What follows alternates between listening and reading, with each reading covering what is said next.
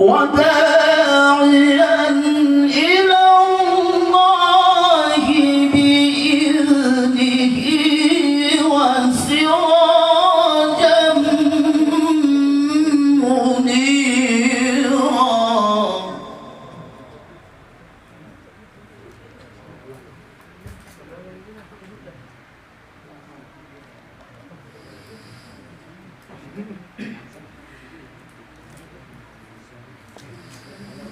وداعيا إلى الله بإذنه وسراجا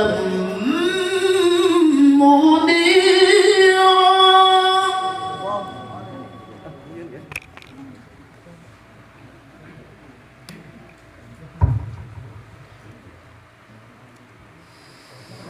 وبشر المؤمنين بأن لهم من الله فضلا كبيرا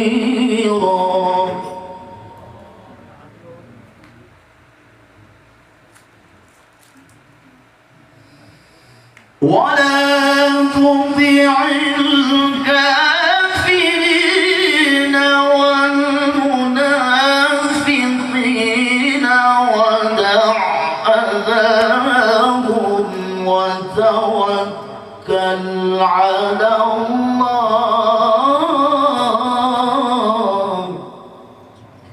وكفى بالله وكيلا صدق الله العلي العظيم. Assalamualaikum warahmatullahi wabarakatuh.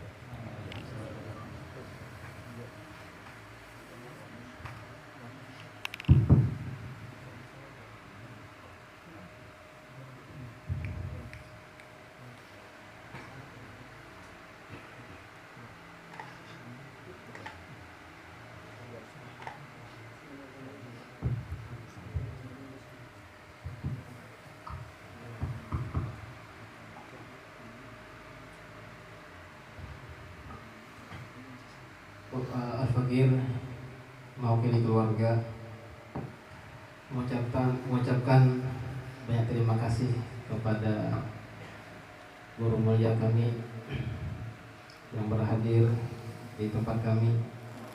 Alhamdulillah kami sekeluarga berbahagia dan sangat senang.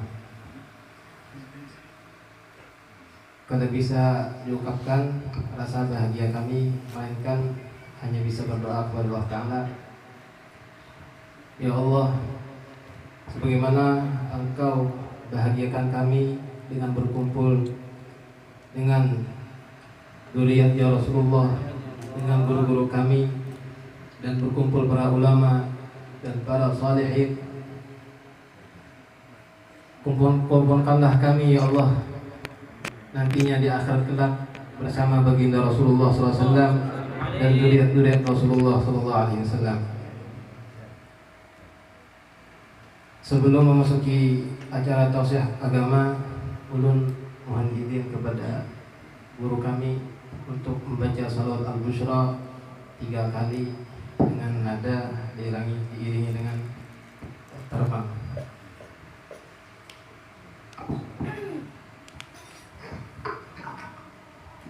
Allahumma salli wa sallim ala sayyidina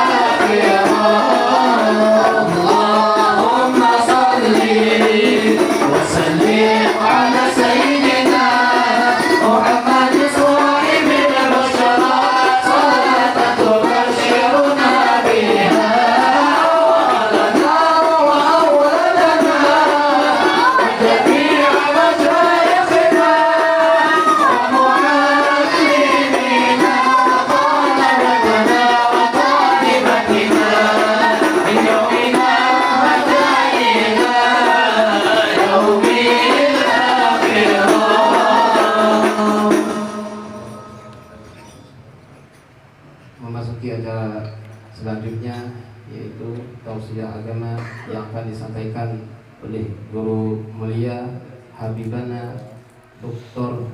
Sultan bin Hasan Baharun.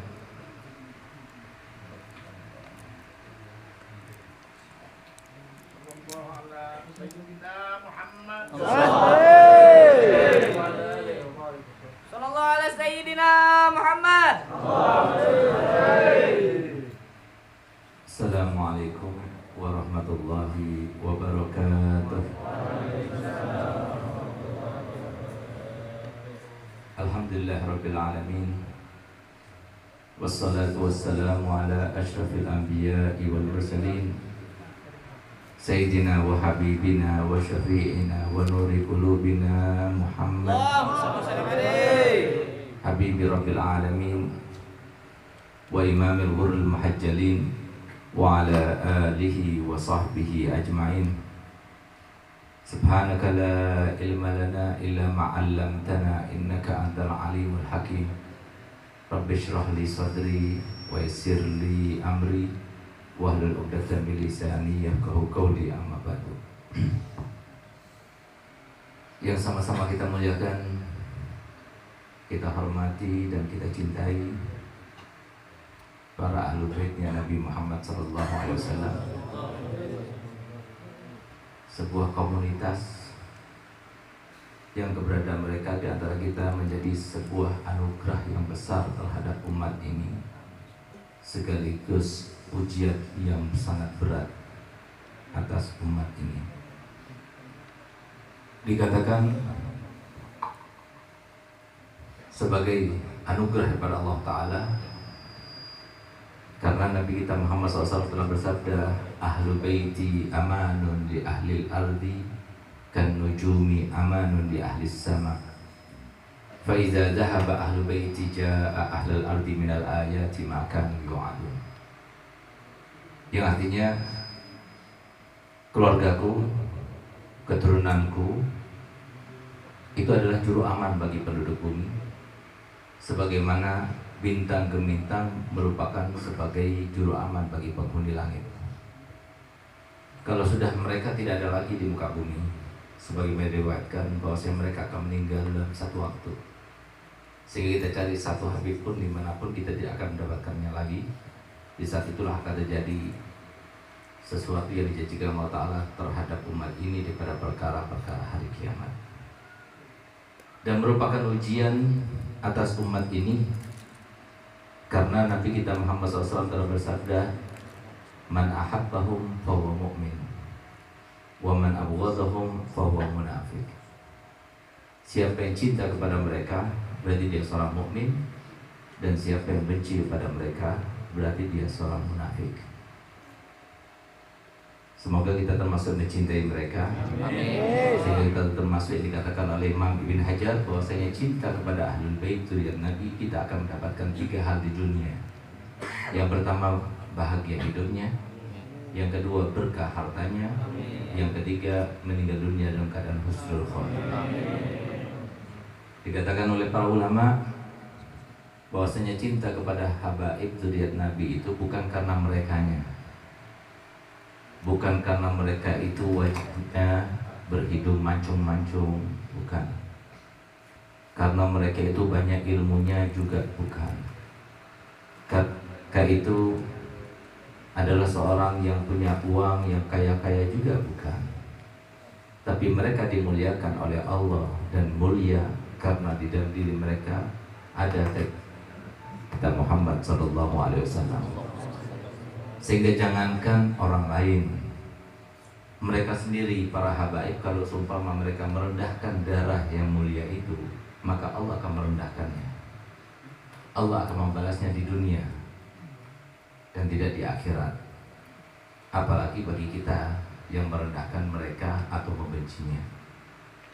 Semoga kita semuanya termasuk yang meninggal dalam keadaan cinta kepada mereka, sehingga kita terhitung sebagai yang disebutkan dalam sebuah asar, man mata ala hubbi ali baitin nabi mata syahidan. Barang siapa meninggal dalam keadaan dia cinta kepada zuriat Nabi SAW, maka dia meninggal dalam keadaan sebagai seorang syahid insyaallah. Amin ya rabbal alamin. Khususnya pada malam ini banyak para habaib datang, yang jauh-jauh datang dari Banjar, Al-Habib Abdul Malik Al-Kaf, Al-Habib Muhammad Idrus, Al-Habib Rahman Segaf dari kota tempat ulun berada di sana. Dalam segala kita doakan semoga beliau panjang umur sehat memudahkan segala urusan, kesehatan badannya lebih daripada sebelumnya insyaallah dipulihkan. Dan semua para habaib, mohon maaf saya tidak sebutkan satu persatu, namun tanpa mengurangi rasa hormat dan cinta kami kepada sidin-sidin seberata yang saya muliakan dan sama-sama kita cintai, kita hormati para guru, para alim ulama. Tidak lupa saya sebutkan Al-Habib Zainal Abidin Al-Haddad dan Hasan, mohon maaf ulunlah yang sebutkan Habib, dan semua para habaib, serta tidak lupa kita cintai, kita hormati, kita takdimi para guru agama, para kiai, para alim ulama, para penerus perjuangan Nabi kita Muhammad SAW, yang keberadaan mereka merupakan sasaran seputar Nabi kita Muhammad. Apapun yang kita inginkan dari Nabi Muhammad ada pada diri mereka. Kita ingin mendapatkan doanya Nabi Muhammad, minta doa kepada ulama. Kita ingin memuliakan Nabi Muhammad, muliakan para ulama. Kita ingin mendapatkan keberkahan daripada Nabi Muhammad, cari keberkahan tersebut daripada ulama. Yang demikian itu kata Imam Ghazali berdasarkan sebuah hadis yang berbunyi, man zara aliman faka'annama zarani, wa man safaha aliman faka'annama safahani, wa man jalasa aliman faka'annama jalasani, wa man jalasani fid dunya kuntu lahu jalisan yaumal qiyamah. Ya marhaban, ya marhaban.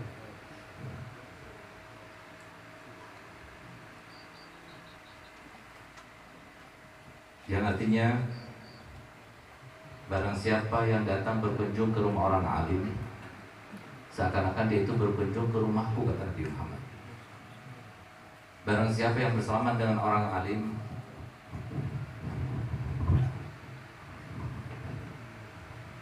seakan-akan dia itu bersalaman denganku.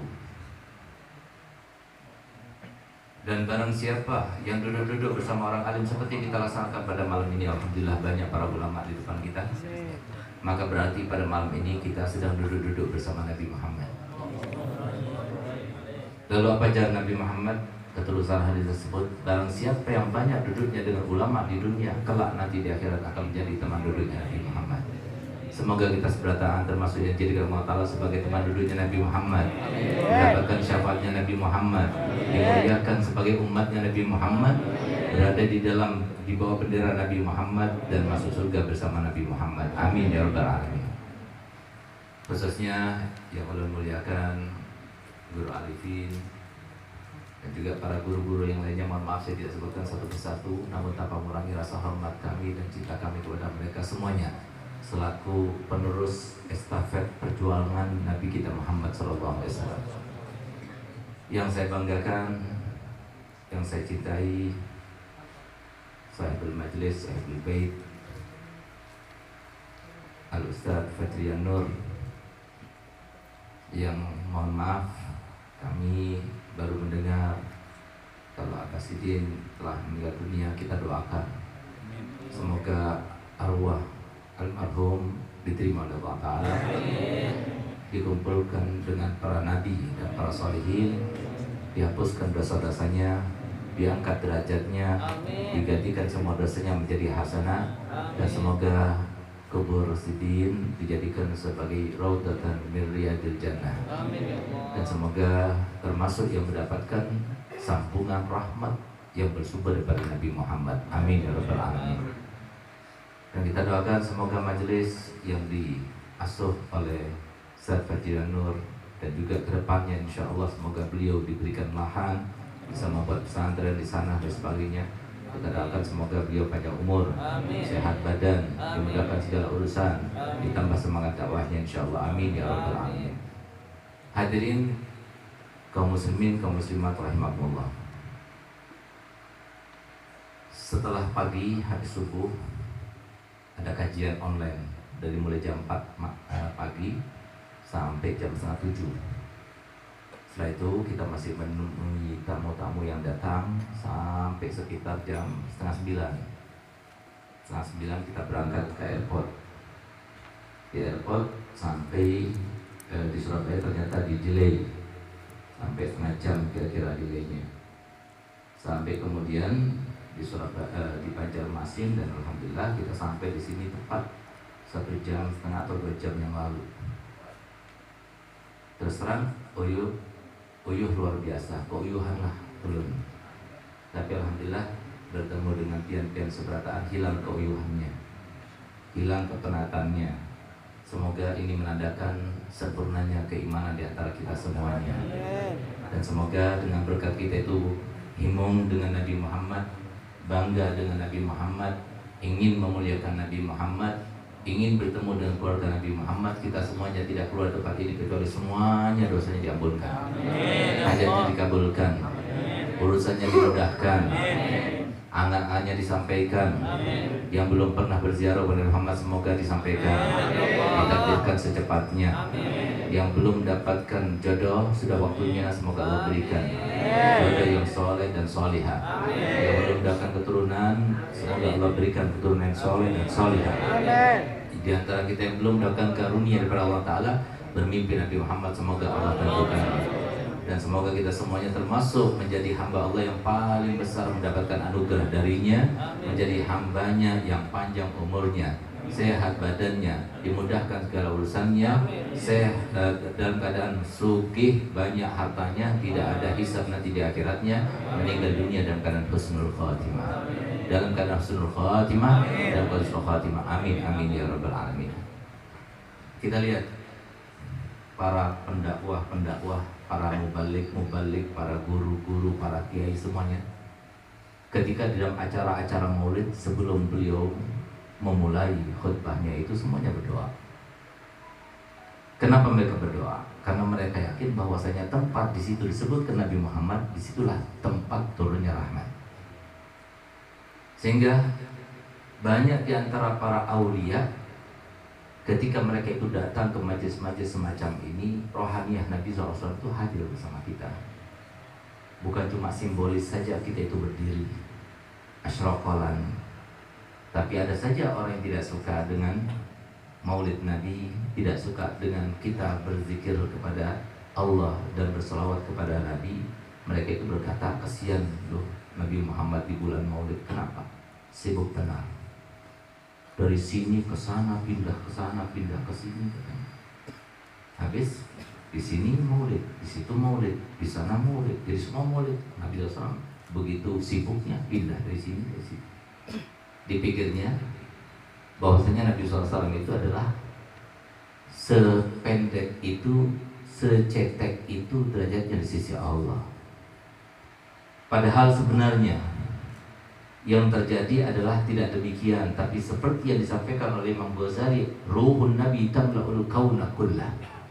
Ruhnya Nabi Muhammad SAW itu meliputi semua alam semesta, buminya maupun langitnya. Sudah lupakah kita bagaimana ketika kita melaksanakan sholat, selalu kita melaksanakan tasyahud. Sebelum kita melaksanakan tasyahud, selalu kita mengucapkan salam kepada Nabi Muhammad. Bagaimana ucapan dan bentuk salam yang kita ucapkan kepada Muhammad? Assalamu alayka ayyuhan nabiyyu wa rahmatullahi wa barakatuh. Salam sejahtera bagi engkau. Engkau di mana? Kita sholatnya di Amuntai, Nabi Muhammad badannya ada di mana? Di Madinah. Ini kan berarti khurafat ini, nggak benar ini. Tapi siapa yang mengajarkan? Allah yang memerintahkan. Kalau seumpama kita ganti, bukan assalamu alayka ayuhan nabiyyu wa rahmatullahi wa barakatuh, tapi assalamu alaihi, assalamu ala nabi, assalamu ala rasul, sah apa tidak sholatnya? Tidak sah sholatnya. Berarti apa? Nabi Muhammad ada, seperti dikatakan Imam Ghazali, ruhun Nabi tamla'ul kauna. Ada contoh lainnya. yang logis. Yaitu kalau seumpama di tempat ini yang berjumlah ribuan rumah, setiap rumah di Amuntai dan Kabupaten Amuntai ini semuanya itu dibuka gentengnya pada siang hari saat panas-panasnya terik matahari. Kira-kira sinar matahari masuk ke rumah-rumah tersebut atau tidak? Masuk atau tidak? 1000 dibuka, 1000 masuk. 2000 dibuka, 2000 masuk sinar matahari. Kalau itu terkait dengan sinar matahari, yang mana sinar matahari itu diciptakan daripada nur Nabi kita Muhammad SAW. Bagaimana dengan nur Nabi kita Muhammad SAW? Oleh karena itu para hadirin, mereka itu sangat meyakini bahwasanya di mana Nabi Muhammad disebutkan, di situ insya Allah rahmat akan bercucuran. Insya Allah rahmat Nabi bercucuran kepada kita semuanya, sehingga insya Allah kita mendapatkan kemuliaan dan rahmat daripada Allah berkat Nabi Muhammad. Amin ya rabbal alamin. Akan tetapi apa yang kita laksanakan, apa yang kita rayakan, apa yang telah dilaksanakan oleh Ustaz Haji Rian Nur dengan mengundang kita bersedekah, apa yang dibuat oleh para panitia memasak-masak makanan, menyiapkan minuman, apa yang dilangsungkan oleh para anggota Laskar LPI, FPI maupun mereka semuanya yang mengatur jalanan dan sebagainya, apakah itu menandakan bahwasanya kita sudah mengungkapkan rasa cinta kita kepada Nabi kita Muhammad SAW?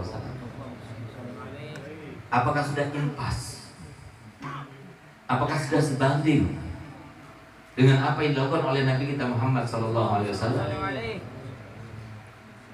Apakah dengan kita tinggalkan sekarang rumah kita masing-masing, aktivitas kita masing-masing, kesenangan kita masing-masing, dan datang ke majelis maulid ini, berarti kita itu telah mencintai Nabi Muhammad dan sebanding dengan cinta Nabi Muhammad kepada kita?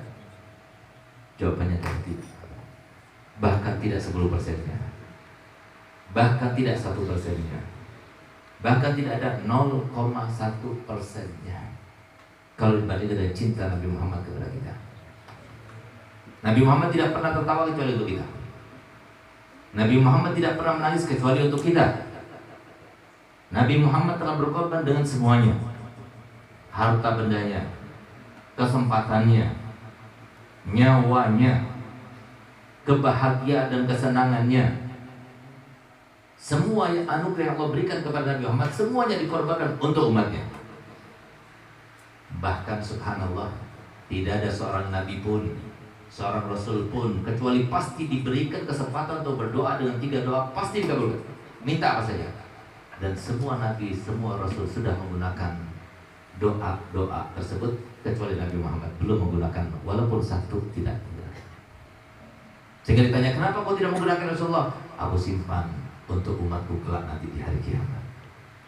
Semuanya terkait dengan Nabi Muhammad, apapun yang terkait dengan Muhammad, semua terkait dengan umatnya. Sampai-sampai Nabi Muhammad enggan untuk meninggalkan dunia yang fana ini untuk berjumpa dengan Allah yang sangat membahagiakan, yang sangat menyenangkan, yang sangat dipilihnya pada saat diberikan pilihan, dan tidak ada satupun nabi, satu rasul pun yang diberikan pilihan kecuali Nabi kita Muhammad. Itu pun masih diingat umatnya Nabi Muhammad. Sehingga dikatakan oleh Imam Ghazali, kalau seumpama kita mempunyai dunia dan seisinya semuanya, lalu kita sedekahkan semuanya untuk membalas jasa Nabi Muhammad, maka itu semuanya tidak cukup. Kalau kita punya triliunan rupiah dan kemudian diambil dari kita, asalkan kita masih disematkan pada diri kita sebagai umat Nabi Muhammad, itu merupakan sebuah nikmat yang sangat besar dan tidak ada apa-apanya kehilangan triliunan rupiah. Apalagi cuma yang kita sedekahkan sekarang ini, malam ini. Tapi saya yakin semua yang sedekah untuk maulid ini, semua yang masak-masak, semua panitia yang mengatur itu semuanya, jangan khawatir, pasti dapat balasan dari Nabi Muhammad. Kenapa? Karena Nabi kita Muhammad SAW adalah manusia yang pernah bersabda dalam hidupnya dan di dalam hadisnya. Di mana Nabi SAW bersabda, "Ana khairu mukafi, fa in ahsana ahdukum ila ahadin falam yukafihu, fa ana ukafihu yaumil qiyamah." Aku ini adalah manusia yang paling pandai membalas jasa. Seandainya ada di antara kalian berbuat baik kepada orang lain, lalu orang lain itu tidak membalasnya kepada orang tersebut, jangan khawatir, api akan membalasnya untuk kalian kelak nanti di hari kiamat. Kalau itu dikatakan Nabi Muhammad untuk orang lain yang berbuat baik kepada orang lain, lalu tidak mendapatkan balasan dari orang lain itu, bagaimana kalau semua kita semuanya berkumpul untuk Nabi Muhammad? Kita merasa gembira untuk Nabi Muhammad, kita merasa bangga untuk Nabi Muhammad, kita bersedekah untuk Nabi Muhammad, kita berkorban untuk Nabi Muhammad. Apakah kita tidak mendapatkan balasan dari Muhammad? Hasya wa kalla. Pasti kita akan mendapatkan balasan daripada Nabi Muhammad. Tapi masalahnya, apakah yang kita lakukan pada malam ini? Yang kadang-kadang ada di antara kita yang datang ke tempat ini itu karena gak enak sama tetangga, gak enak sama Ustaz Fajrian yang mengundang, gak enak. Apakah itu sebanding dengan apa yang dilakukan oleh Nabi Muhammad? Lihat bagaimana Nabi kita Muhammad SAW suatu waktu ketika beliau itu keluar dari rumahnya menuju ke masjidnya, maka beliau melihat para sahabat-sahabatnya sedang berkelompok-kelompok mendiskusikan terkait dengan siapakah Nabi yang paling utama. Di antara mereka ada yang mengatakan Adam, di antara mereka ada yang mengatakan Nabi Nuh, di antara mereka ada yang mengatakan Nabi Syis, Nabi Idris, Nabi Musa, Nabi Isa. Apa kata Nabi Muhammad? Benar, apa yang kalian katakan? Yang mengatakan Nabi Adam, Nabi Abdul benar, yang mengatakan Nabi Nuh benar, yang mengatakan Nabi Musa benar, yang mengatakan Nabi Isa benar. Tapi dengarkan, Adam faman dunahu tahta liwa'i yaumil qiyamah.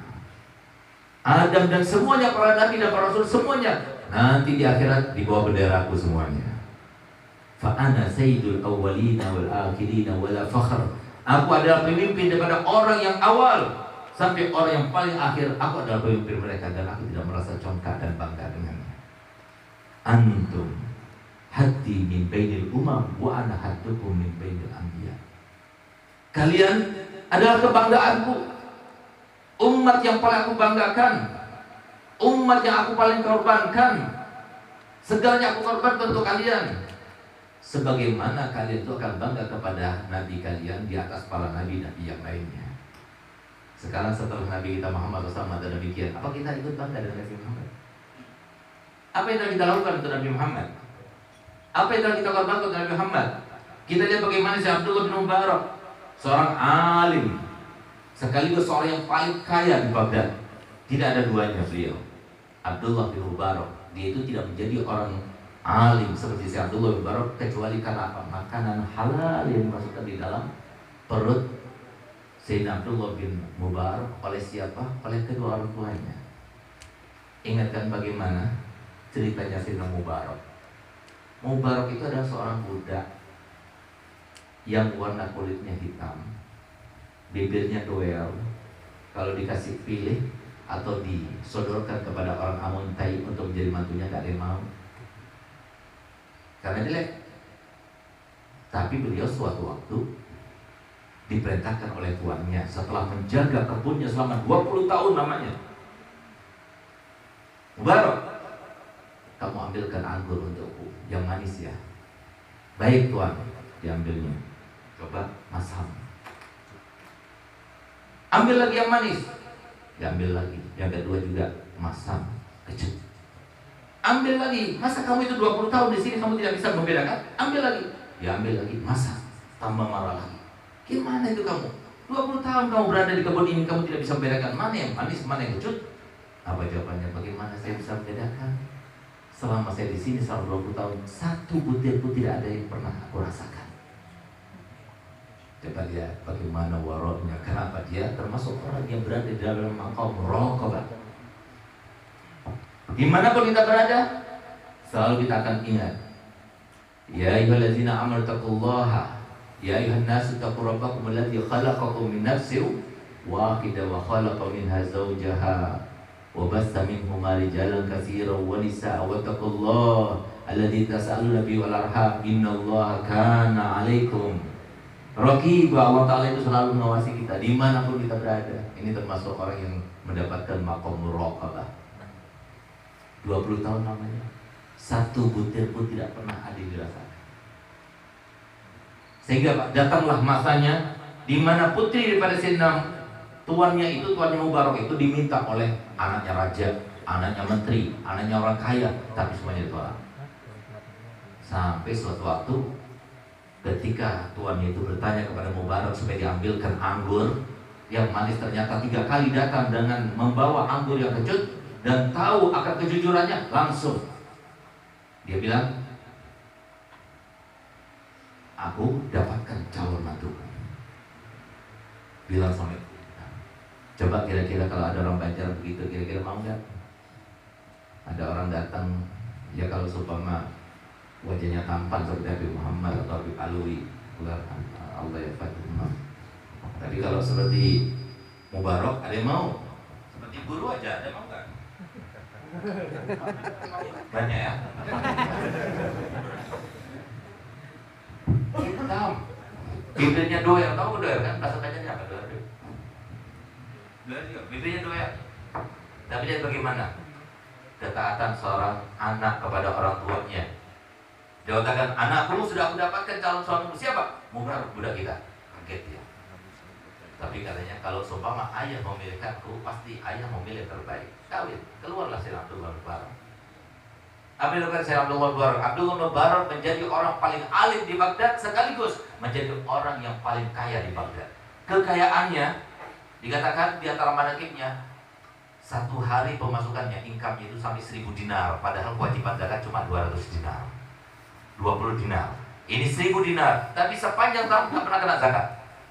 Kenapa? Nggak pernah sampai nisabnya, keluar terus, keluar terus, keluar terus. Apakah kemudian ada ceritanya si Abdul Mubarak pernah jadi jatuh miskin? Nggak pernah jatuh miskin. Kenapa? Karena apa yang disampaikan Nabi Muhammad tidak pernah luput, tidak pernah salah. Nabi Muhammad tidak pernah bohong. Ma naqasa malu min sadaqah bal yazdad, bal yazdad, bal yazdad. Tidak akan berkurang suatu harta dengan sedekah, bahkan bertambah, bertambah, bertambah. Oleh karena orang Madura, ya, itu biasanya kalau sudah bulan Maulid, semuanya bikin maulid. Orang yang nggak punya bikin maulid. Orang yang sederhana bikin maulid.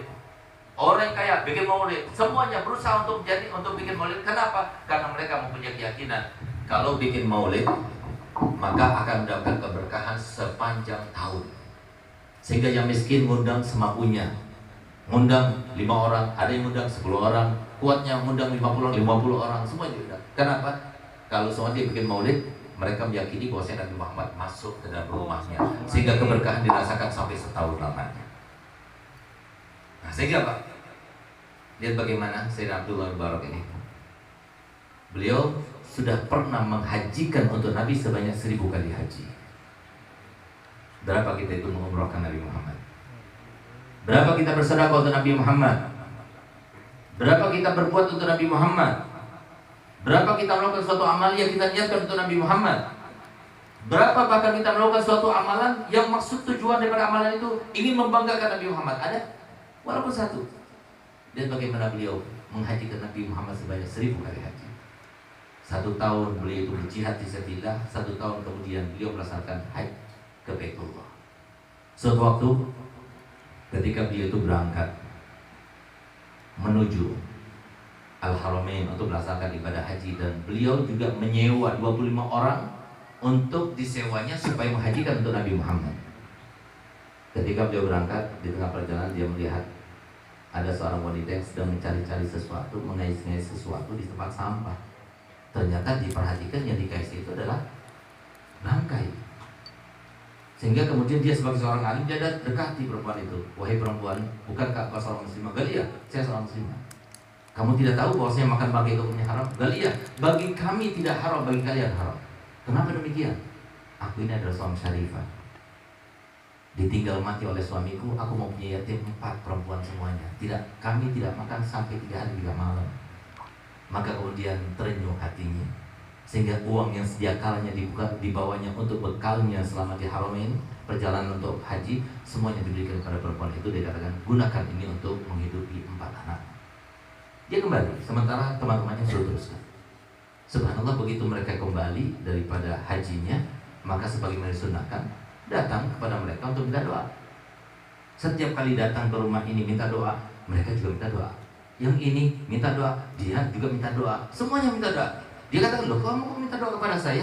Saya kan tidak haji. Gimana kamu bilang gak haji? Kamu kan yang bantu aku di Mina. Kamu yang beri minum aku. Kamu yang naikkan aku ke unta. Semuanya punya bukti. Kalau semua ada sekarang, mungkin ada HP-nya itu difoto-foto semuanya. Ada buktinya. Dia bingung, kok bisa orang itu bilang begitu? Dia pulang ke rumahnya dalam keadaan kebingungan. Subhanallah, dia tidur, dia mimpi Nabi Muhammad. Ya semacam ini akan terhubung pada Muhammad. Beruntung ya semacam ini. Tapi banyak di antara kita yang dibohongi oleh setan. Setan nggak mau kita itu bermimpi Nabi Muhammad. Karena kalau sudah mimpi Nabi Muhammad walaupun satu kali, kita akan berjumpa dengan Muhammad dalam keadaan nyata, dalam keadaan langsung, bukan dalam keadaan tidur. Kata para ulama, kalau kita termasuk yang berhak untuk mendapatkannya di dunia, kita akan melihat Nabi Muhammad langsung. Tapi kalau kita tidak siap untuk mendapatkannya, ketika kita meninggal akan dicabut nyawanya, dan Nabi Muhammad hadir dalam pencabutan nyawa tersebut. Kalau seumpama kita juga tidak layak untuk meraihnya, maka nanti di akhirat kita akan mendapatkan syafaatnya. Enggak mudah. Mau mimpi Nabi Muhammad tidak mudah. Adakah di antara kita yang seperti disampaikan Nabi Muhammad, nanti di akhir zaman ada di antara umatku yang mereka itu berangan-angan, andai kata dia itu bermimpi aku, itu lebih baik, walaupun dia kehilangan dunianya, walaupun dia kehilangan orang-orang di sekitarnya. Pertanyaannya, apakah kita termasuk semacam itu? Coba lihat, ada satu orang datang kepada seorang wali. Anggaplah wali itu seorang kiai. Datang dia, kiai, aku ingin bermimpi Nabi Muhammad. Dijawab oleh kiai itu, mahal, nilainya mahal. Perjumpaan dengan Nabi Muhammad tidak mudah. Nabi Muhammad bukan melayan kita. Kita baca salat sudah datang itu Nabi Muhammad. Siapa Nabi Muhammad? Siapa kita? Kedatangan Nabi Muhammad itu anugerah daripada Allah Ta'ala. Bukan karena kita undang. Siapa kita mengundang Nabi Muhammad? Sehingga kita baca salawat untuk supaya Nabi Muhammad datang kepada kita. Pantaskah niat semacam itu? Sangat tidak pantas. Kita itu melakukan membaca salawat supaya dekat pada Muhammad. Karena Rasulullah telah mengatakan aqrabukum ilayya majlis yaumil qiyamah aktsarum alayya salatan. Yang paling dekat nanti majelisnya, kedudukannya kepadaku yang paling banyak salawatnya. Berarti yang paling banyak salawatnya yang paling dekat pada Nabi Muhammad. Itu yang kita lakukan. Bukan kita baca salawat pengen mimpi Nabi Muhammad. Jangan ada niatan seperti itu. Siapa kita? Sampai kita itu ingin menjadikan Nabi Muhammad sebagai pelagi. Suruh datang, ayo baca salawat, suruh datang. Nanti kalau mau bangun gak datang, gak datang juga ya Rasulullah. Pantaskah kita punya pikiran begitu? Coba lihat bagaimana datangnya Nabi Muhammad dari dirinya. Ya Abdullah, kamu heran dengan apa yang mereka katakan? Enggak, iya Rasulullah, aku sama sekali tidak melaksanakan haji tahun ini. Tapi kok mereka itu bilang aku melaksanakan haji? Apa jawaban Nabi Muhammad? Kamu ingat? Syarif kayak kau sedekahkan semua uangmu kepadanya. Enggak, iya Rasulullah, berkat apa yang kamu lakukan itu aku senang, aku bahagia. Dan karenanya Allah memberikan karunia kepada aku.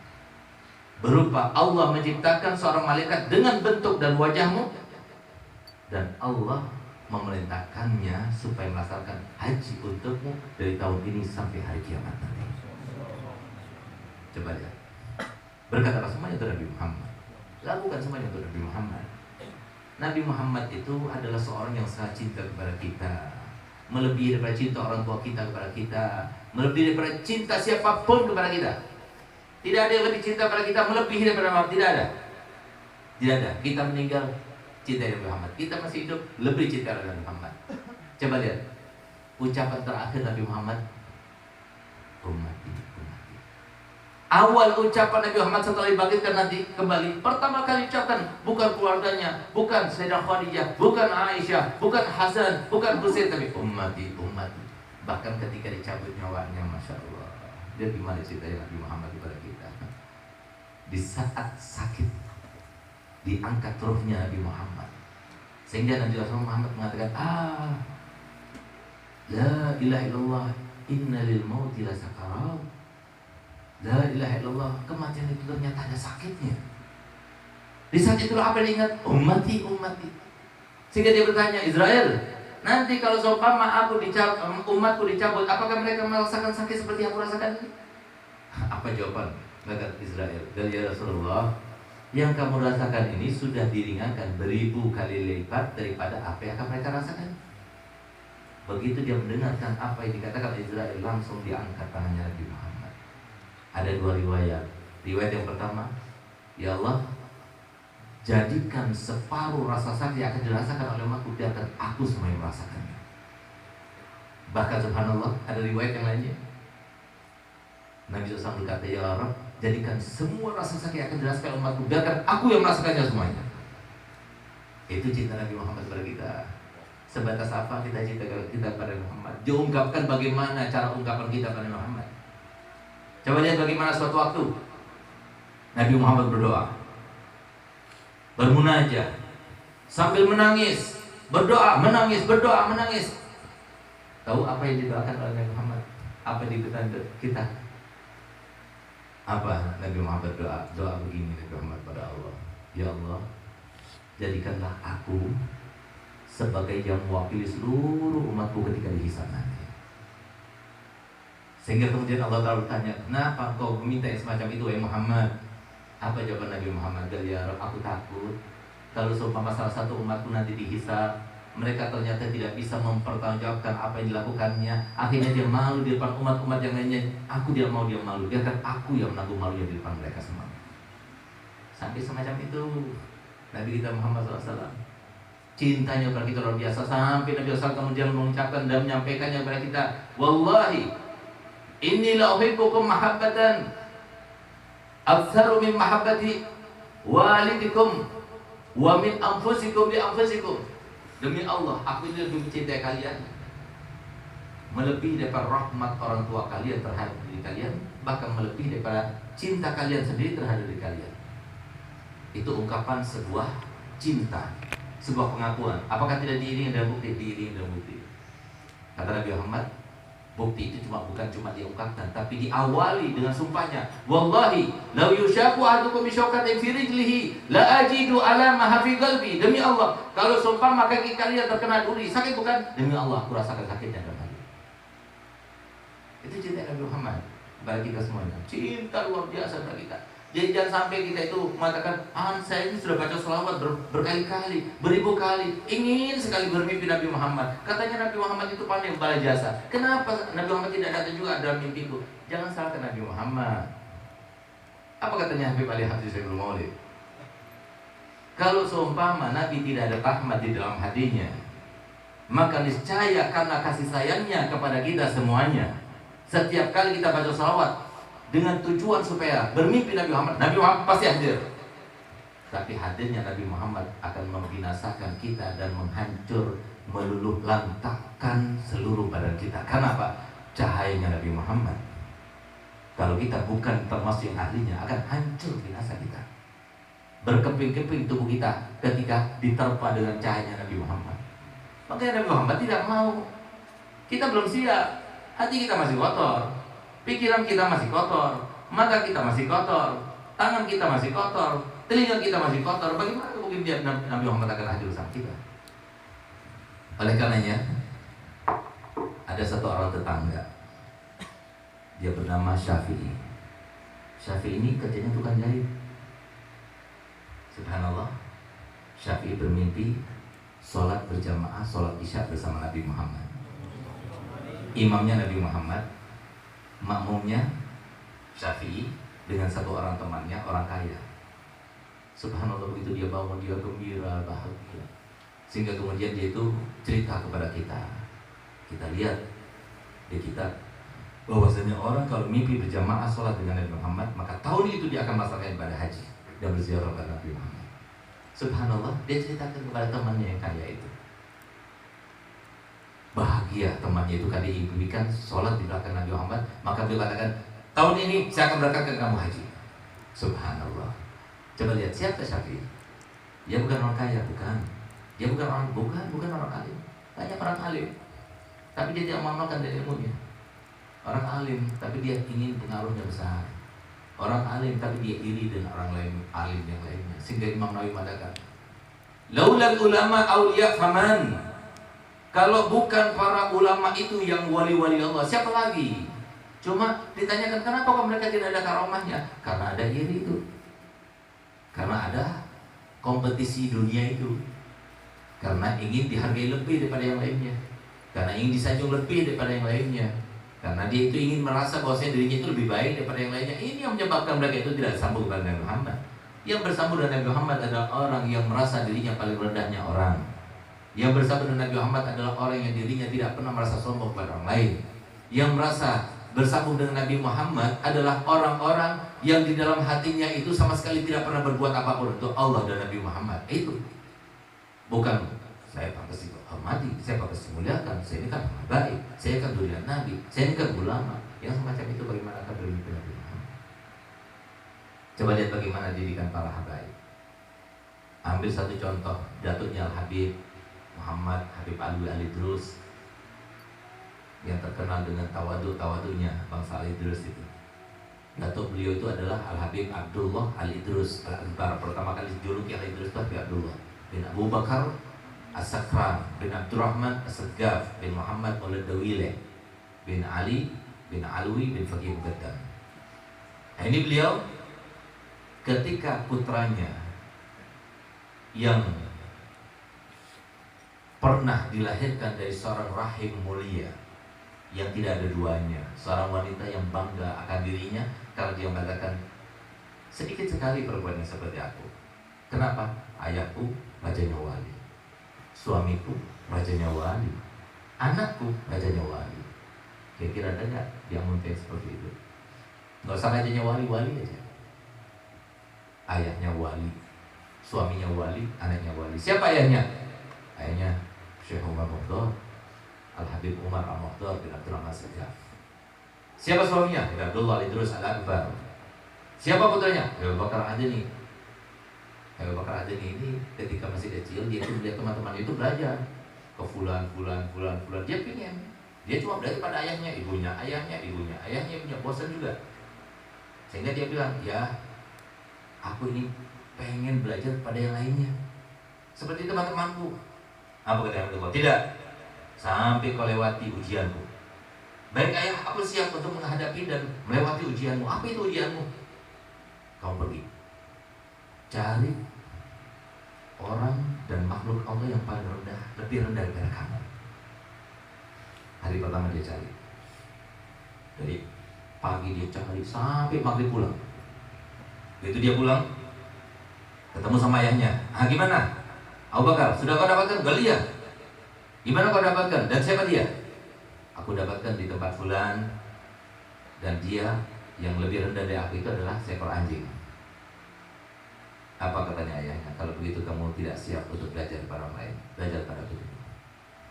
Setelah berapa bulan dia belajar kepadanya, akhirnya timbul lagi pengen belajar pada yang lainnya. Ayah, aku ingin pengen belajar yang lainnya sampai melewati ujianku dulu. Apa ujiannya ayah? Ujiannya sama seperti yang kemarin. Cari makhluk Allah yang paling rendah dan lebih rendah daripada kamu, baru kamu datang ke sini. Akhirnya dia pergi, tidak kembali kecuali waktu sholat isya. Dia datang pada ayahnya. Ah, gimana Abu Bakar? Sudah kau dapatkan? Sudah. Bagaimana kau dapatkan? Ternyata aku cari-cari dari ujung sampai ujung tidak ada yang lebih rendah daripada aku. Aku yang lebih rendah. Baru sekarang kamu silahkan pergi, cari belajar pada yang lainnya. Habib, cucunya Nabi, zuriat Nabi. Tapi lihat bagaimana dia itu merasa tidak lebih baik daripada orang lain. Bagaimana kita kemudian seakan-akan surga itu sudah dikapling. Oh, stamin. Lihat ini Habib Bakar Adeni. Lihat bagaimana datuknya Sayyidina Hasan, Sayyidina Husain. Akhlaknya bagaimana, sifatnya bagaimana. Seperti yang dikatakan Habib Ali Habsyi Syekhul Maulid, beliau katakan, dengarkan apa yang dikatakan oleh Sayyidina Ali Zain Abidin.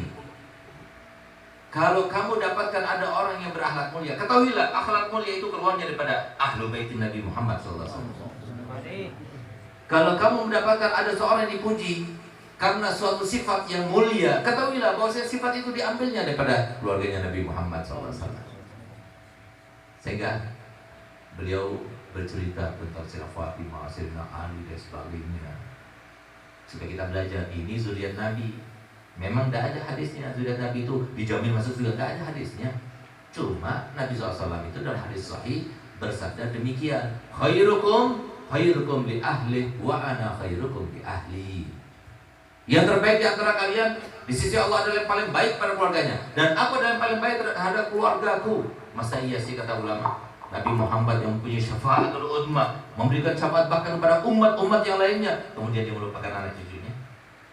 Hasya wa kalla. Sehingga dikatakan bahwasanya anak cucunya Nabi Muhammad adalah manusia yang paling besar harapan dapat syafaat Nabi Muhammad. Bahkan nanti ketika kita berada pada mahsyar, yang membagikan minuman telaga Al-Kautsar Nabi Muhammad adalah Nabi Muhammad sendiri dibantu oleh anak cucunya. Sehingga yang meminum dari telaga Al-Kautsar adalah yang cinta kepada anak cucunya. Tapi lihat bagaimana anak cucunya. Kita ambil contoh Sayyidina Ali bin Abi Thalib karramallahu wajhah. Kita bandingkan ya, ini cucu Nabi. Bagaimana dengan kita? Sayyidina Ali bin Abi Thalib berperang. Ketika sedang berperang, itu musuhnya kalah duel, jatuh, terpelanting, kemudian senjatanya terlepas dari tangannya sehingga tinggal dihunus, mati orang itu. Begitu dia akan hunuskan pedangnya, diludahi mukanya Sayyidina Ali. Begitu diludahi mukanya, maka langsung dia cabut dan dia tidak teruskan, dia tinggalkan. Sehingga kemudian temannya mengatakan, kenapa kau tidak teruskan? Tinggal kau hunuskan, kau dapat pahala yang banyak, pahala yang besar sisi Allah. Kan tidak. Kenapa? Ketika aku pelantikkan dia, itu karena Allah. Tapi ketika itu meludahi wajahku, maka terpikirkan dalam hatiku kemarahan, dan aku takut sampai membunuhnya bukan karena Allah, tapi karena hawa nafsuku. Sampai sedemikian dulu. Apa yang dilakukan Sayyidina Ali? Sebagaimana diceritakan oleh Sayyidina Asma binti Umayyis, istrinya, yang tidak lain adalah bekas dan mantan istrinya Sayyidina Abu Bakar Siddiq, yang dikatakan bahwasanya Sayyidina Abu Bakar Siddiq adalah musuhnya Imam Ali, bersaing dengan Sayyidina Abu Bakar Siddiq, Imam Ali, sehingga dia itu mau kawin dengan bekas istrinya Sayyidina Abu Bakar Siddiq. Beliau yang menyampaikan kepada kita apa yang dilakukan oleh Sayyidina Amirul Mukminin Ali bin Abi Thalib setiap malamnya. Kalau sudah malam hari, beliau melaksanakan sholat 2 rakaat, kemudian mendekat kepada Allah, berdoa kepada Allah, lalu kemudian dia menundukkan kepalanya seraya menangis sejadi-jadinya. Lalu dia berkata begini, ya dunya qad talaqtuki salatan fala raj'ata fi. Ya dunia, aku sudah menceraikan kamu sebanyak 3 kali, nggak mungkin lagi aku kembali padamu. Wuri, tipulah orang lain, jangan aku. Aku sudah ceraikan kamu 3 kali. Itu Imam Ali kalau baca, yang suatu waktu ketika beliau itu sedang mau makan, ada tamunya datang. Tamunya diajak makan, ayo makan bersamaku. Amirul Mukminin waktu itu sudah dijabat sebagai Amirul Mukminin. Tiba-tiba tamunya yang datang, yang diajak makan oleh Imam Ali itu, Imam Ali itu makanannya itu dibungkus berlapis-lapis, kainnya berlapis-lapis, tempatnya berlapis-lapis, sampai kemudian ternyata isinya apa? Isinya roti kering, roti gandum kering. Nggak ada apa-apanya, nggak ada lauknya, nggak ada menteganya, nggak ada coklatnya, nggak ada selainya, nggak ada apa, cuma roti kering. Sehingga begitu lihat, kamu makan itu saja, geli. Itu makananku. Tidak ada apa-apanya, tidak ada apa-apanya, ini adalah makananku. Tapi walaupun begini, aku tak tahu dari mana gandumnya asalnya. Dan gandumnya itu dibawa dengan tempat yang bagaimana aku tahu, dicuci dengan air yang bagaimana aku tahu, siapa yang mencucinya aku tahu, siapa yang prosesnya aku tahu, siapa yang menggorengnya, yang merebusnya aku tahu, dengan api dari mana, kayu bakar dari mana aku tahu. Sampai sebegitunya Imam Ali. Lihat bagaimana beliau, apa yang dilakukannya ketika suatu waktu beliau itu mendapati penjaganya Baitul Mal ketika beliau menjabat sebagai rajanya wali, datang kepada Imam Ali. Gali Ali, ya wahai Imam, tadi pagi anakmu datang, Imam Hasan. Dia mau minjam madu 1 mangkuk. Kau berikan? Tuh, saya mau tanya dulu kepadamu. Panggil Hasan ke sini, panggil. Dipanggilnya. Datang Sayyidina Hasan. Hanya mau minjam madu 1 mangkuk. Nanti kalau dia itu dapat madu digantikan. Tapi dia Baitul Mal. Apa dikatakan Sayyidina Ali? Ya Hasan, jangan kau ulangi lagi permintaan. Demi Allah, aku bersumpah, kalau seumpama aku tidak melihat wajahmu itu sering dicium oleh Nabi Muhammad, aku tempeleng dengan tanganku. Kepada siapa kamu itu meminjamnya sehingga kamu itu berhak untuk meminjamnya? Sampai sebegitunya warohnya Imam Ali. Jadi Imam Ali, lihat bagaimana Sayyidina Hasan yang dididik langsung oleh Nabi SAW, dididik langsung oleh Sayyidina Ali dan Sayyidina Fatimah Zahra. Sayyidina Ali bin Abi Thalib yang mendidik Sayyidina Hasan sampai menjadi orang yang sangat luar biasa. Suatu waktu beliau itu berada di rumahnya seperti sekarang ini. Saya berada di rumah. Tiba-tiba ketika beliau berada bersama anak-anaknya, cucu-cucunya, tiba-tiba pintunya digedor dengan suara yang keras. Belum lagi dibukain, tanpa diketahui siapa orangnya datang, tiba-tiba langsung didobrak ya pintunya. Masuk. Begitu masuk tanpa ada omongan yang memulai omongan antara keduanya, tiba-tiba dicaci maki habis. Kau begini, kau begini, kau begini, dicelanya habis. Sayyidina Hasan senyum dan senyum. Anak cucunya marah. Yang mana gaya abah, ya jada, kamu tidak salah, ini orang datang ke rumahmu, usir dia, marahi dia. Tapi saya senyum sampai dia puas. Orang itu kemarin pergi. Setelah pergi, apa kata Hasan? Ketika ditanya, kenapa abah, kenapa kakek, kau tidak marah padanya? Ini kau tidak salah, ini orang kau tidak kenal. Ini rumahmu, tempat kekuasaanmu. Dia itu marah-marah di rumahmu. Kenapa kau biarkan? Apa jawabannya? Kamu nggak tahu siapa ayahku? Ayahku Ali bin Abi Thalib. Kamu tidak tahu siapa ibuku? Ibuku Sayyidatuna Fatimah Zahra. Kamu tidak tahu siapa kakekku? Kakekku Nabi Muhammad SAW. Demi Allah, tidak ada seorang pun di antara mereka bertiga yang telah mendidikku, mengajari aku bagaimana cara mencela orang, bagaimana cara mencaci maki orang, sehingga aku bagaimana cara mencacinya, membalasnya. Yang aku tahu cuma senyum, dan senyum. Itulah akhlaknya Ahlul Bait Nabi SAW. Subhanallah, Sayyidina Husain, adiknya. Suatu waktu beliau berangkat ke masjid. Sepulangnya daripada masjid, dia naik kuda bersama pecinta-pecintanya. Tiba-tiba di-stop, dihentikan kudanya oleh seorang Yahudi. Begitu dihentikan, kemudian diturunkan, maka dia turun seperti perintahnya. Ketika dia turun, tanpa ada ucapan yang mengawalinya, tiba-tiba dia mendekat, langsung menempel sama saya. Kira-kira kalau kita punya Habaib ini dilakukan begitu, kira-kira gimana? Tapi lihat Husain, dia manusia biasa, sama seperti Nabi Muhammad ketika dicela, dicerca oleh seorang badui, ketika dia mengatakan, laqad a'taita ta'an ma turidu bi wajh Allah. Wahai Muhammad, engkau telah memberikan suatu pemberian, ini bukan warisan ayahmu.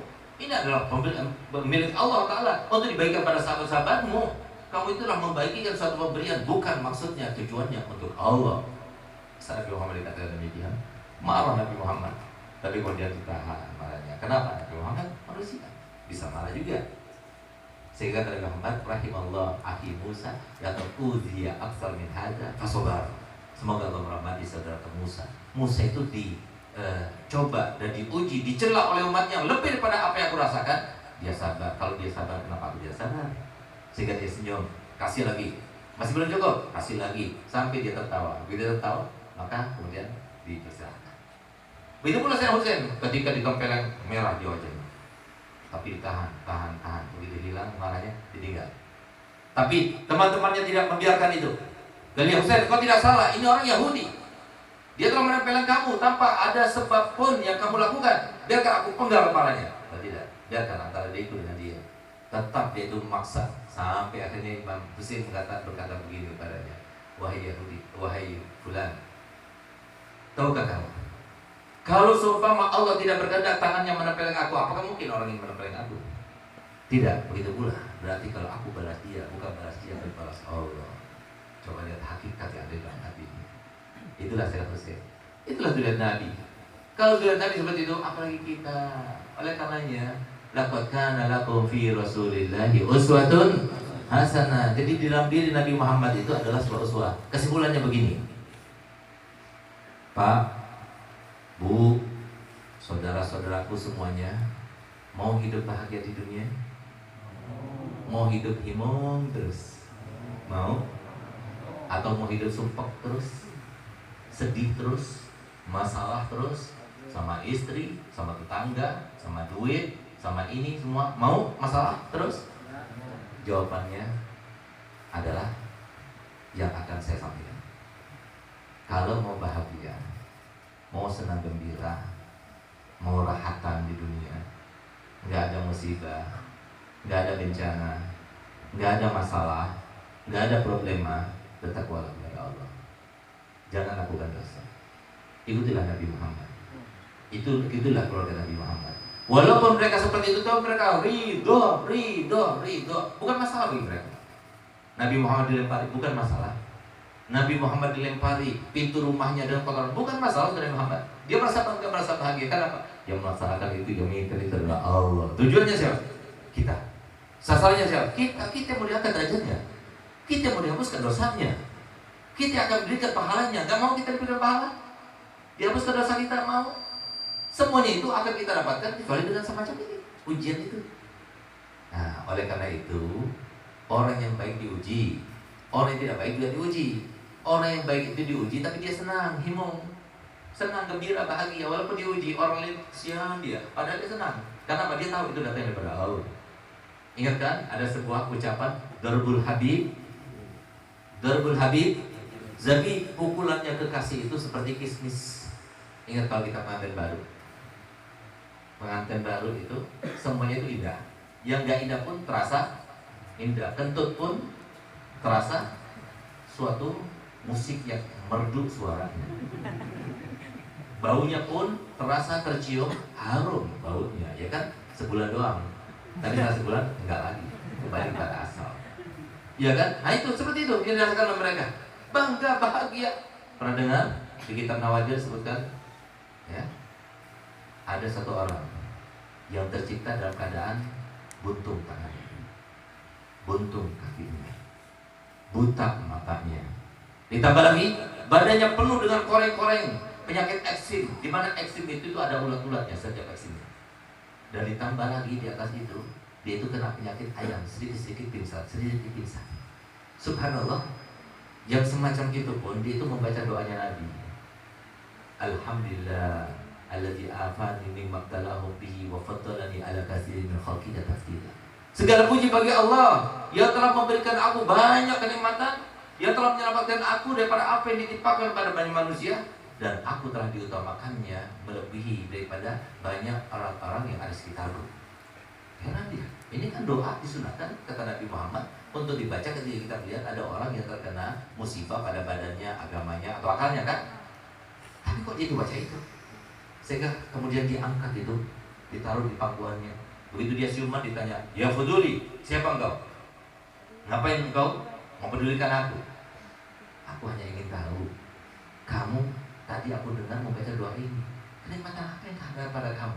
Aku melihat kamu itu orang gak punya. Tambah lagi buntung tangan, buntung kaki, penuh koreng, ayam, buta matanya. Apalagi musibah yang tidak ada terjadi pada kamu? Semuanya musibah. Apa jawaban? Demi Allah aku tidak anggap itu musibah. Tapi justru aku bersyukur pada Allah Ta'ala karena aku merasakan aku punya sesuatu yang tidak dimiliki oleh banyak orang itu, walaupun mereka sempurna. Apa itu? Aku masih punya dua hal nikmat daripada Allah. Apa itu? Lisanun yazkuru wa qalbun yafkuru. Aku masih mempunyai lidah yang selalu berzikir pada Allah, dan aku masih mempunyai hati yang selalu bertafakur pada Allah. Nah, jadi kalau mau hidupnya kayak begitu, gimana caranya? Jangan lakukan dosa, Pak. Jangan lakukan dosa. Terus pacaran, nanti sumpah hidupnya. Ada aja masalah. Terus main riba, nanti lihat bagaimana hartanya, bangkrut. Pokoknya setiap orang yang pinjam uang di bank, dia pasti bangkrut. Pasti dia akan celaka dengan hartanya. Nggak mungkin, karena apa? Jangan melawan Allah. Oleh karena ayo, saya ini akhir daripada khutbah saya, jangan khawatir, sudah banyak atur. Saya mau tanya, yang jawab pertanyaan saya doakan semoga panjang umurnya. Tambah umurnya 10 tahun. Tapi yang nggak jawab, maka nggak didoakan. Tapi tetap saja umurnya. Saya mau tanya, yang bikin orang itu sugih atau miskin siapa? Allah. Nah, ada yang nggak mau tambah 10 tahun? Yang bikin orang itu sugih atau miskin siapa? Allah.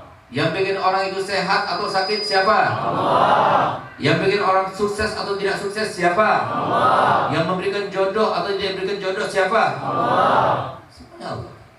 Semuanya Allah. Tanya siapa Allah. Tapi kenapa tidak dilaksanakan, diterapkan dalam kehidupannya? Katanya Allah, kenapa nggak sholat? Katanya mau bahagia, tapi nggak sholat. Katanya mau bahagia, tapi tidak taat pada orang tua. Katanya mau bahagia, tapi pinjam uang di bank. Katanya mau bahagia, tapi jadi rentenir. Katanya mau bahagia, marah-marah terus, melukai perasaan orang, judes kata-katanya.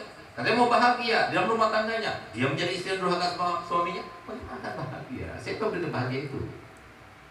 Sesuai dengan firman Allah Ta'ala, iyattabi'una illa dununa. Mereka itu hanya mengikuti apa yang mereka duga. Diduganya ini adalah sesuatu yang menyenangkan, nggak menyenangkan. Itu adalah api neraka. Nah, oleh karena sekarang bagaimana caranya supaya kita terhindar daripada kita dosa-dosa? Tidak ada jalan lain kecuali harus belajar ilmunya Nabi Muhammad. Nggak ada kata-kata terlambat. Yang tua, yang muda, nggak ada yang terlambat. Silakan, yang Tuhan jangan sampai salah 2 kali. Yang Tuhan sudah banyak yang tidak paham tentang apa yang harusnya mereka pahami, maka jangan sampai salah 2 kali. Nanti anaknya juga seperti itu. Oleh karenanya, hadir majelis taklim. Ya, itu yang pertama. Anak-anak kita masuk ke pondok pesantren. Pondok pesantren juga ada ijazahnya sekarang. Di mana-mana pondok pesantren ada ijazahnya. Nggak mau seperti itu, silakan masukkan pendidikan formal. Tapi nanti jangan lupa siang hari masukkan pendidikan umum, pendidikan madrasah diniyah, supaya seimbang, ada agamanya, ada umumnya. Kalau nggak mau juga, nanti habis maghrib cari ustadz-ustadz itu banyak yang nganggur. Sampai-sampai dari nganggurnya banyak yang digunakan untuk kampanye sekarang. Nah, karena apa? Masyarakatnya nggak betul-betul menggunakan mereka. Oleh karena panggil mereka ke rumah untuk apa? Mengajarkan, meleskan anak kita. Hanya dengan cara itu kita itu akan bahagia. Tapi itu nggak mungkin. Kenapa? Allah Ta'ala firman, dengarkan baik-baik. Man a'rada an dzikri fa inna lahu ma'isyatan donka wa nasyuruhu yaumal qiyamati a'ma. Barang siapa yang berpaling pada syariatku, berpaling pada Nabi Muhammad, berpaling pada majelisnya ulama, maka kami akan berikan kehidupan yang sangat menyempitkan. Dan nanti di akhirat kami akan bangkitkan dalam keadaan buta. Kita minta pada Allah Ta'ala, semoga kita diberikan kesadaran oleh Allah Ta'ala, diberikan taufik dan hidayah oleh Allah Ta'ala, diberikan inayah oleh Allah Ta'ala. Ya Allah, kami datang Allah dengan banyak dosa ya Allah, dengan banyak masalah ya Allah, dengan banyak permasalahan yang di dalam hati kami ya Allah, zahiran maupun batinan ya Allah. Kami datang ke tempat ini tidak ada lain, ingin merayakan hari kelahiran Nabi kita Muhammad SAW, ingin ikut berbangga dengan hari kelahiran Nabi Muhammad. Ya Allah, kami tidak mempunyai apapun ya Allah, kami tidak mempunyai ibadah satupun yang berani kami sumpah pasti diterima, enggak ada ya Allah. Tapi kami yakin ada satu hal yang melekat di dalam badan kami, di dalam diri kami. Apa itu? Kami selalu terikat dengan Nabi Muhammad karena kami adalah umat Nabi Muhammad. Ya Allah, berkat umat Nabi Muhammad yang Engkau telah spesialkan, yang Engkau telah istimewakan karena Nabi Muhammad, ya Allah, kami mohon ya Allah, jangan biarkan kami meninggalkan tempat ini kecuali semua dosa kami yang Engkau hapuskan. Hajat kami semua Engkau kabulkan.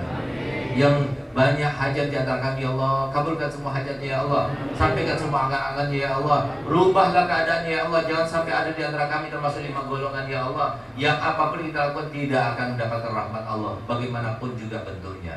Siapa di antara kita yang termasuk durhaka kepada orang tua? Siapa di antara kita yang durhaka pada suaminya? Siapa di antara kita yang memutuskan tali silaturahminya? Siapa di antara kita yang tidak saling tegur sapa lebih dari 3 hari 3 malam, saling membenci di antara sesama muslim? Dan siapa di antara mereka yang senang dengan minuman-minuman keras? 5 golongan apapun dilakukannya, walaupun 1000 maulid dia hadiri, tidak akan mendapatkan apapun dari rahmat Allah. Ya Allah, jika ada salah satu daripada kita yang semacam itu ya Allah, bebaskanlah kami daripada 5 golongan itu ya Allah. Kalau Engkau berkehendak, sebagaimana Engkau telah firman dalam Al-Quran, kalau seumpama aku mau seluruh manusia beriman kepadaku, ya Allah, kami berharap jadikanlah kami termasuk yang Kau kehendaki untuk beriman kepadamu ya Allah, termasuk yang menjunjung tinggi kekasih Muhammad SAW ya Allah. Rabbana atina fid dunya hasanah wa fil akhirati hasanah wa qina adzabannar. Allahumma innaka ta'lamu asrarana wa alaniyatana faqbal ma'ziratana wa ta'lamu hajatina fatina su'alana wa ta'lamu ma fi anfusina faghfir lana dzunubana. Allahumma salluka imanan yubashiru qulubana wa yaqinan sadiqan hatta na'lama annahu la yusibana illa ma katabta 'alaina wa ridha bima qasamta 'alaina ya dzal jalali ikram. Allahumma qdhi fi qulubina raja'ak wa qtar raja'na ma siwak hatta la narju ahadan ghairak. Allahumma dafa'an quwwatuna wa qasura anhu amaluna wa lam tantahi rubaduna wa lam tablughu masalatuna wa lam tajid ala asnatina mimma atita ahadun min awwalina wal akhirin bil yakin wa khusana bi ya rabbal alamin. Rabbana atina fid dunya hasanah wa fil akhirati hasanah wa qina adzabannar. Wa sallallahu ala sayyidina Muhammadin wa ala alihi wasallam.